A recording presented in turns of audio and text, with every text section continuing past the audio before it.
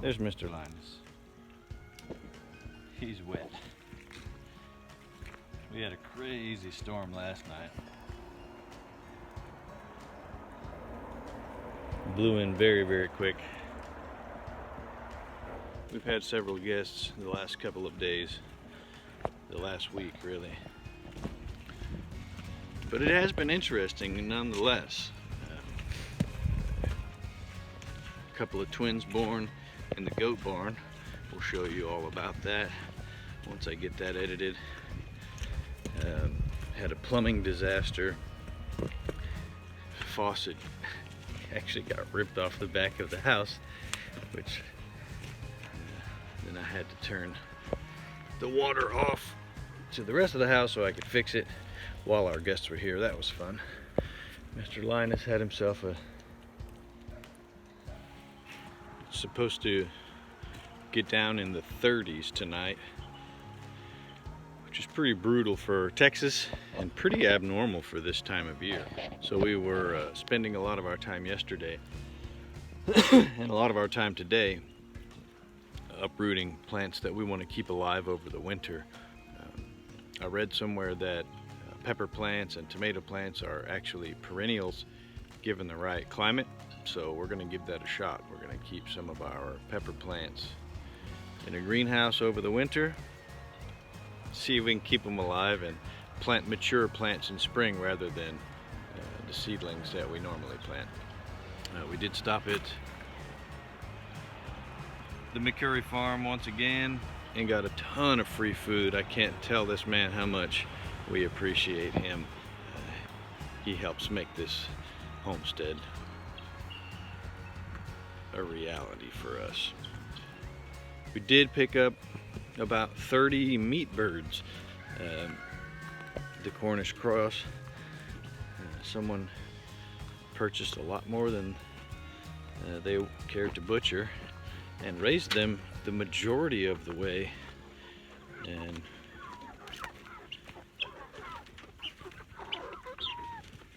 we got a great price on them, and we got to take advantage of that as well. Some bell peppers. We actually planted these from seed this year,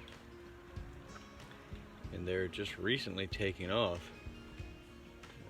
and it's almost the end of the season. We're looking at potentially getting a freeze tonight or tomorrow.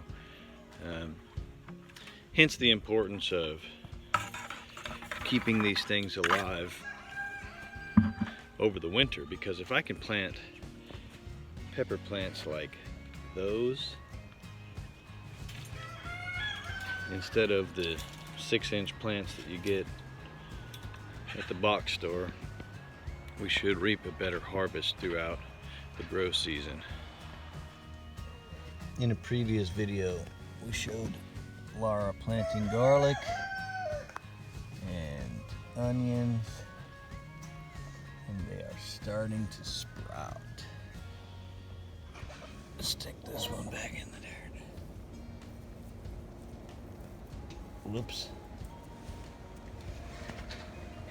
Looking good. I normally keep a pretty good eye on the weather. These last two storms have seriously caught me off guard. I just weren't expecting them, which means I didn't prepare. I just didn't do the things that I'm supposed to do when it rains.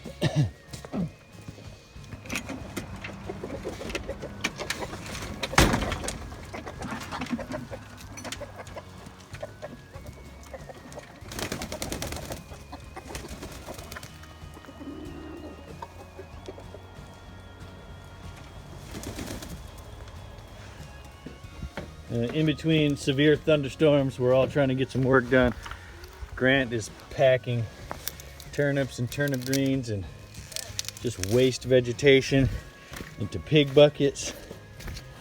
Josh is down stuffing IBC goat shelters with hay, and I am we're going to try to winterize our strawberries here so they come back next year, and I'm trying to dig up as many of these plants as possible. Marigolds, Those are all different types of peppers, jalapenos.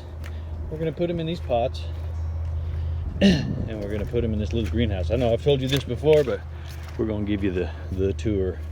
Trying to salvage as many of these green beans as possible.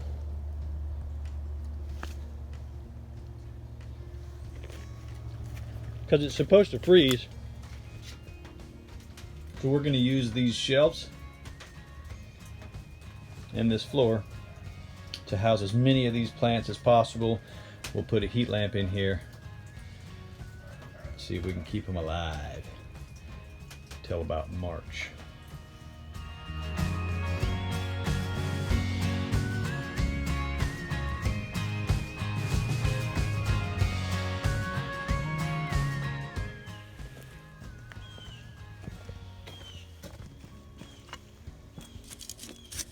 I try to dig as far away from the root ball as possible. We want to preserve as many of the roots as we can. We're going to break some,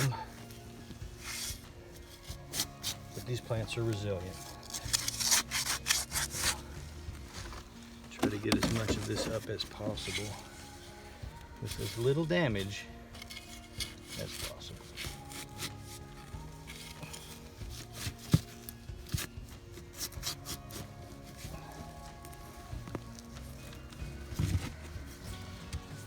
And also we have a liner in here to keep the moisture away from the wood.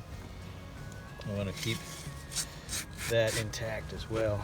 Try not to destroy that.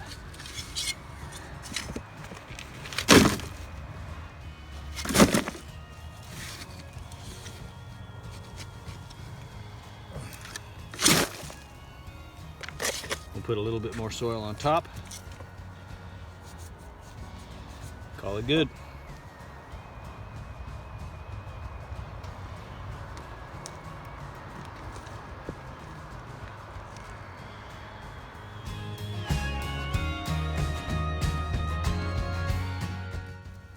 These raised garden beds are actually more difficult than I had anticipated.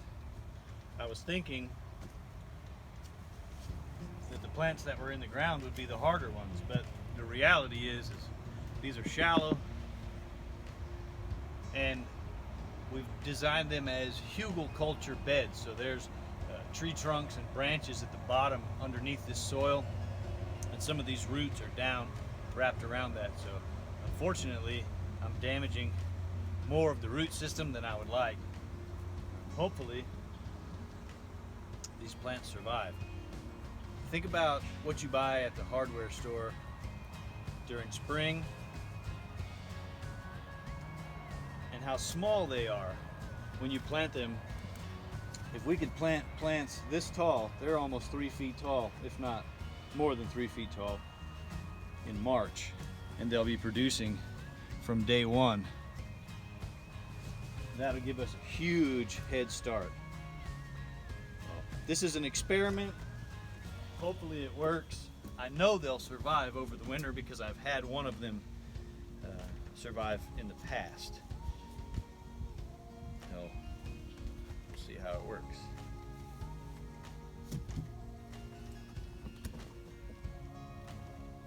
Or if it works.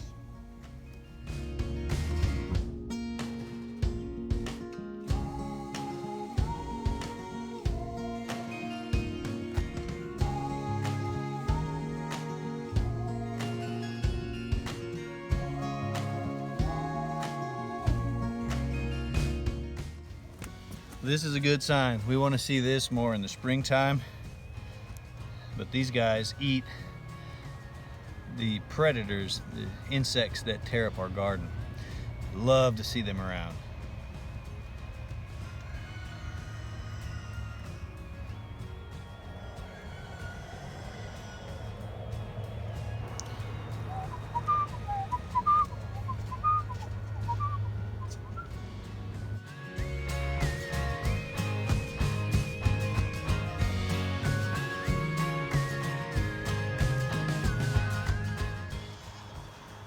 Oh, what a mess. These guys have wrecked our round bale. We do have Goats in goat houses. They seem to be happy and dry.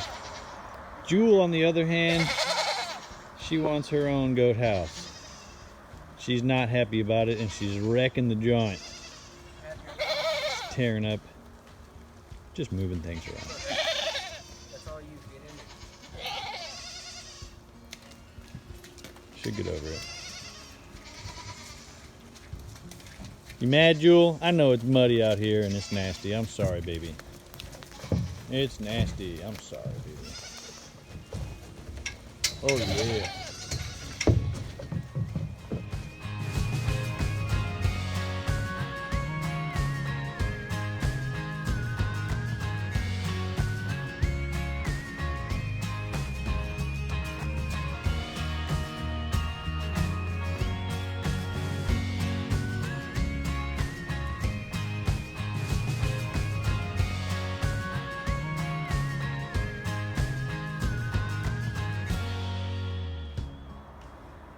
So I got all of our jalapenos dug up.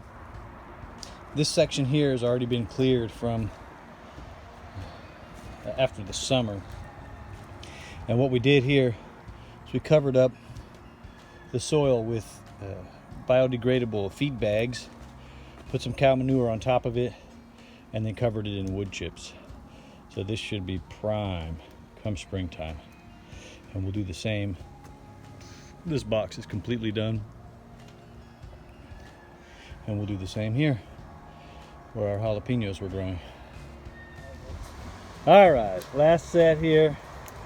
Hopefully it's not too windy for this microphone, but we have managed to put about 100 plants in pots. We're moving them into our greenhouse. Look at this. The marigolds, jalapenos, bell peppers, banana peppers, cayenne peppers. There's pecan trees, basil. We'll see if that lives through the winter. Persimmon trees. Pretty good sized root ball on our basil. Man, that still smells good. Go ahead and pull it up because it'll die when it freezes anyways. We're not going to try to keep these alive over the winter, but we will see if the birds will eat it.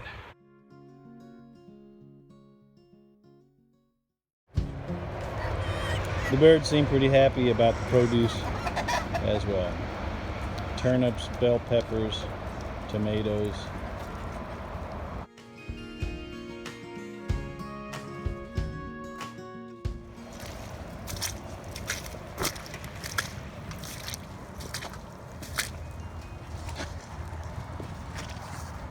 Happy goats. In dry environment. For now, they'll be able to eat the hay, but even when it's matted down, they won't eat it, but it'll be a dry and warm environment for them to hang out. Josh put up fake hot wire, kind of keep Jewel out of here. Her area is not quite complete yet, so she has to share with everybody. That's where the round bale goes, and where this blue piece of metal is will eventually be her cow stanchion. What are you guys doing in here? Josh is interior decorating all the goat houses. Of course, they all look the same, but I think that's fashionable nowadays. Hay and leaves. Yeah, for sure. Well done, sir.